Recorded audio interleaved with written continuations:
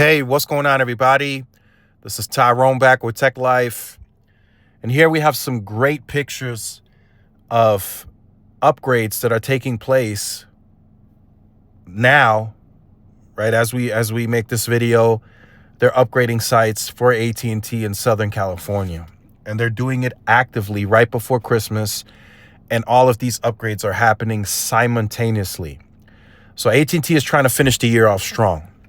As I've said in a previous video, AT&T's CapEx, for whatever reason, their yearly annual CapEx, their wireless part of it is always second half loaded. So when you're second half loaded, whenever that starts, maybe it's June, maybe it's July, right? You only have a certain amount of months to get everything completed that you potentially want to get completed for the second half of the year. And they're trying to close out the year strong, finish spending the rest of the CapEx, and they're trying to get as many of these C-band and DoD upgrades done as possible. So now the build is taken a bit more aggressively, a bit more serious, a bit more priority. I don't know what it is, right? Maybe it's just them, the AT&T higher up team, them wanting to get it over with, just, get it done. Maybe they finally want to get closer to the competition with the mid-band build. All of it is a possibility. If I had to take a choice, I say it's just them wanting to get it done and over with, because they're so busy and heavily focused on the Nokia to Ericsson rips. They want to be able to finish the existing Ericsson markets and be able to reallocate resources back to the Nokia markets to get them ripped even faster. I think that's probably close to spot on. Of course, I'm still speculating because I don't have anything official, but they're trying to get this done as quickly as they possibly can. So this is one site that you see on screen. As you can see, you see the boom lift there. So they're actively upgrading this one. This is another one. You see the scaffolding. They're actively upgrading this. Although this one is just at the very beginning, they're still trying to get this done before the year is out. So here's another one. Although there's no boom lift, they just finished this one with the C-band and DoD upgrade. So this is good to see. This is really good to see. And then here's the last one. Again, you're seeing another boom lift on the site. So they're very, very, very aggressively trying to finish these areas with the upgrades as quickly as possible and before the year is out. Now, will some of the work still run into 2025? Yes. There's always some type of red tape. There's always some type of permit approval that you just can't get. So some of this work will run into 2025. Now, what I'm eager to figure out, are they going to wait once again for the rest of the work to happen in the second half of the year? Are they going to make it second half loaded?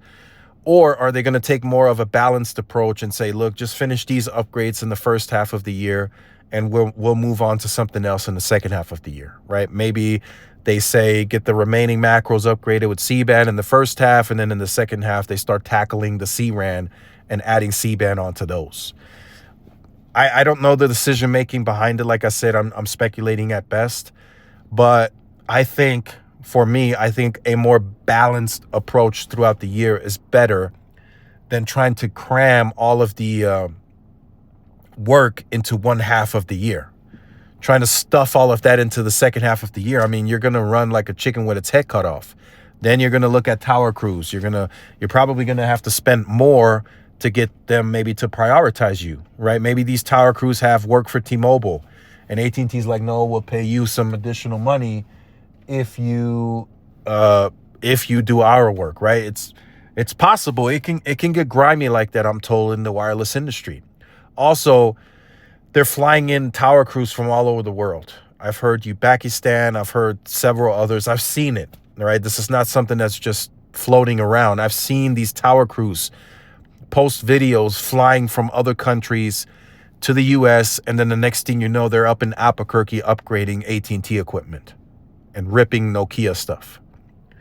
So AT&T is doing it by all means necessary. They want to get this completed as quickly as possible, even though they're saying the full modernization of all sites is going to run through 2029. So they're still going to be busy for years to come, but they want to get the mass majority of this mid-band finally built out. So once you do that, then you have a better performing network that goes hand in hand with the fiber. Now you can say I have a great fiber network and I have a great wireless network to accompany the fiber network. Before, right, very early on, when they first started building out the fiber, they had an excellent fiber network, excellent. But the wireless network, it just didn't complement it very well. So that's why a lot of people started leaving the wireless network. They stuck to fiber, but they started leaving the wireless network. I'm talking like 2014, 2013, 15, 16, because the wireless network just wasn't up to par. They weren't really investing into it. They were more invested in fiber and media. They weren't investing into the wireless network much. Then they started deploying the other assets, right? The other bands and spectrum, but they still weren't adding sites and CRAN as needed, right? They weren't doing that. Then they got the FirstNet contract. Once again, they started upgrading and modernizing all sites again, these same existing sites. And then slowly but surely, 2018, 19, 20, they started adding sites again. They started adding CRAN. And that by me, right? They started that by me, and I started seeing that across the country. But for me, they hadn't added a site since like 2011 or 2012 before they started that stretch of adding more sites and CRAN. So there was a lack of sites for a long time, and it showed. People were leaving AT&T's network because of lack of performance. But now it's starting to change for the better, and it's good to see, right? So, of course, Southern California, a big market, huge population. So even if you have 20, 25, 30% share, it's going to cause you to still have to invest, right? Most of you know it's basic math, right? 25%, as an example, of a population of 5 million is going to equal more than 25% of, say, 400,000, right? So it's just basic math. But AT&T is investing. They are upgrading existing sites, so that's really good to see. This allows FWA better performance, more revenue, higher. This allows them the flexibility to maybe add a perk or two into the higher end unlimited plans, right? Because now they have the capacity they need to monetize. So now the turbo comes into play and everything else that they're adding on to the plate. So just wanted to share that with you guys. Again, a massive investment happening towards the end of this month. 5 tower sites getting upgraded simultaneously. They're trying to get this done, fellas. Ladies and gentlemen, they're trying to get this done as quickly as possible.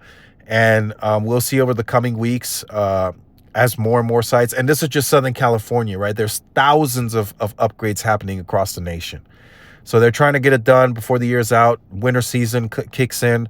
So there's other areas that are not as winter aggressive on the weather.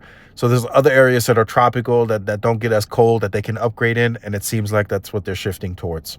So let me know your thoughts in the comments. Like, share, subscribe if you're new. Follow my social media outlets. This is Tyrone with Tech Life. See y'all in the next one. Peace.